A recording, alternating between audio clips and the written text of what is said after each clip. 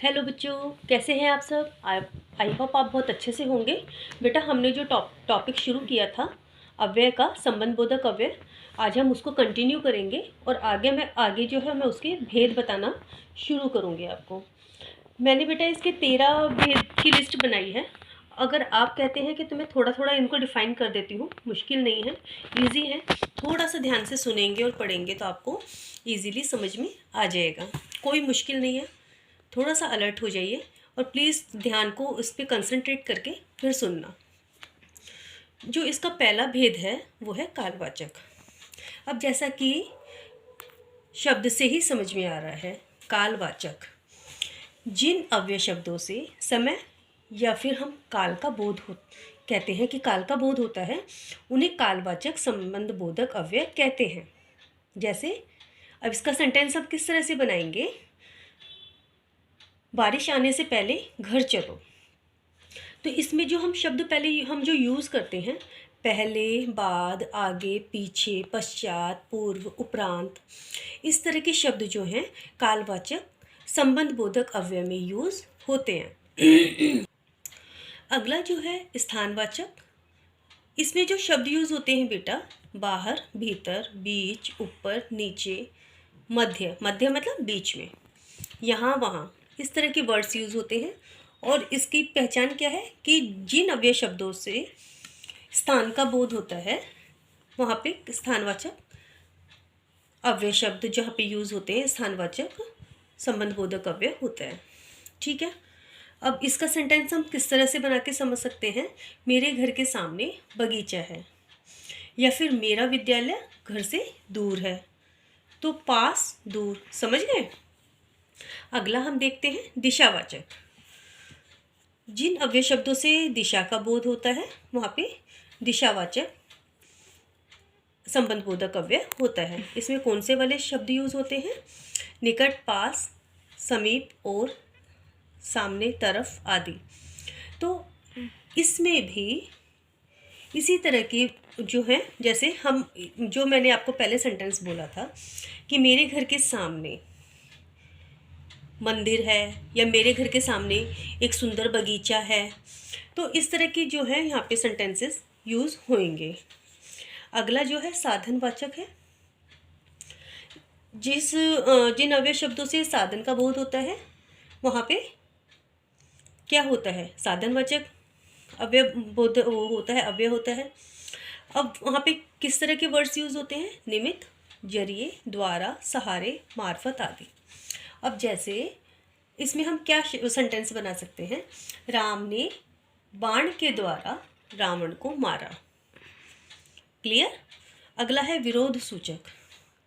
जो विरोध का मतलब क्या होता है, जहाँ पे जो जिन अव्यय शब्दों से विरोध का या फिर प्रतिकूलता का बोध होता है वहाँ पे विरोध सूचक संबंध बोधक अव्यय होता है।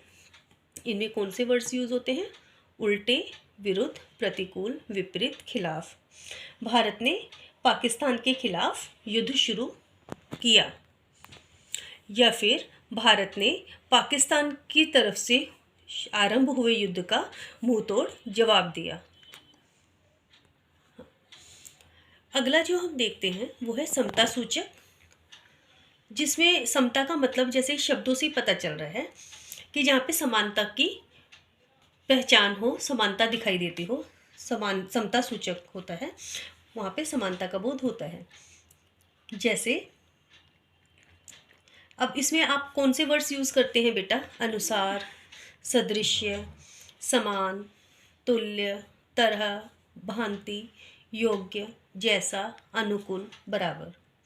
अब इसमें हम सेंटेंस कैसे बना सकते हैं, मानसी के समान मीरा भी सुंदर है, या राधा के समान रुक्मणी भी बहुत सुंदर है। तो इस तरीके के जो हाँ वर्ड्स होते हैं जहाँ समानता दिखाई दे रही है, प्रतिकूलता दिखाई नहीं दे रही, कोई कंपैरेटिविटी नज़र नहीं आ रही, समानता नज़र आ रही है, तो वहाँ पे हम समता सूचक संबंध बोधक अव्यय हम इसको कहेंगे। फिर सहचर सूचक। सहचर सूचक का अर्थ क्या होता है बेटा, जहाँ पे रहित, सिवा, अतिरिक्त, इस तरह की वर्ड्स वहाँ पे यूज़ होंगे, तो वहाँ पे सहचर सूचक अव्यय होगा। उसके बाद हेतुवाचक हो गया। हेतुवाचक का मतलब होता है बेटा जहाँ कारण का बोध होता है कि किस रीज़न, जिसको कि हम कहेंगे रीज़न, है ना, कारण। इसमें कौन से वर्ड्स यूज़ होते हैं? समेत, संग, साथ। ठीक है। तो रावण अपनी दुष्टता के कारण मारा गया। तो ये हो गया हेतु सूचक, हेतुवाचक या हेतु सूचक या फिर कारण जिसका पता चलता है, तो वहाँ पे हेतुवाचक संबंध बोधक अव्यय हो गया। उसके बाद है विषयवाचक। विषयवाचक में बेटा क्या होगा? जहाँ पे टॉपिक हो, कोई विषय का या बाबत आदि इस तरह के वर्ड्स यूज होंगे, वहाँ पे विषयवाचक संबंध बोधक अव्यय होगा। फिर होगा संग्रहवाचक। समेत, भर, तक, पर्यंत, इस तरह के जो वर्ड्स होते हैं वहाँ पे कौन से हो गया? संग्रहवाचक। ठीक है। पृथकतावाचक। पृथकता का मतलब भी हमें पता चल रहा है, अलग होना, हटके, दूर। ठीक। इसमें हम कौन से वर्ड्स यूज़ करेंगे?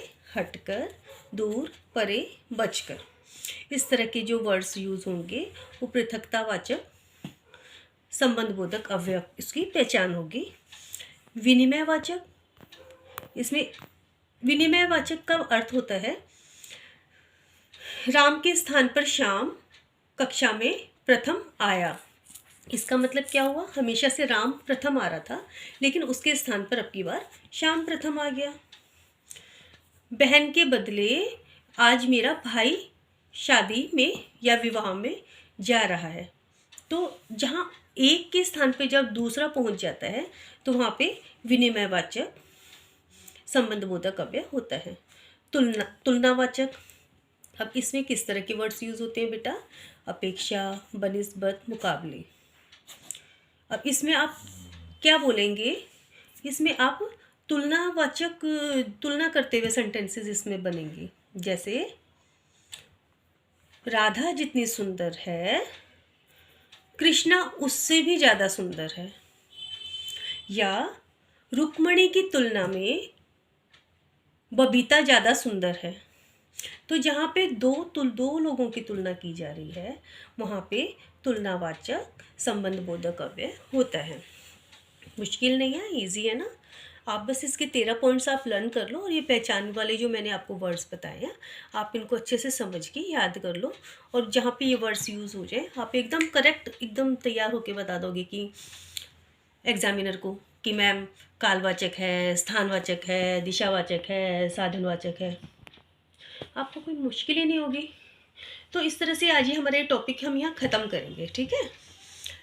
पहले हमने इसकी डेफिनेशंस वगैरह देखी थी, उदाहरण देखे थे, और हमने ये भी देखा था कि संबंधबोधक अव्यय शब्दों के बिना ये कैसे, मतलब बात जो है बेकार हो जाती है, अर्थ का अनर्थ बन जाता है ना। और आज हमने इसके अव्यय के भेद पढ़े। अगली वीडियो में मैं आपको मेन पॉइंट्स बताऊंगी कि इस लेसन में हमने, इस पार्ट में हमने क्या सीखा इस पूरे टॉपिक में, तो वो नोट्स लेके आऊँगी। ठीक है बेटा, आज के लिए इतना ही। Bye bye.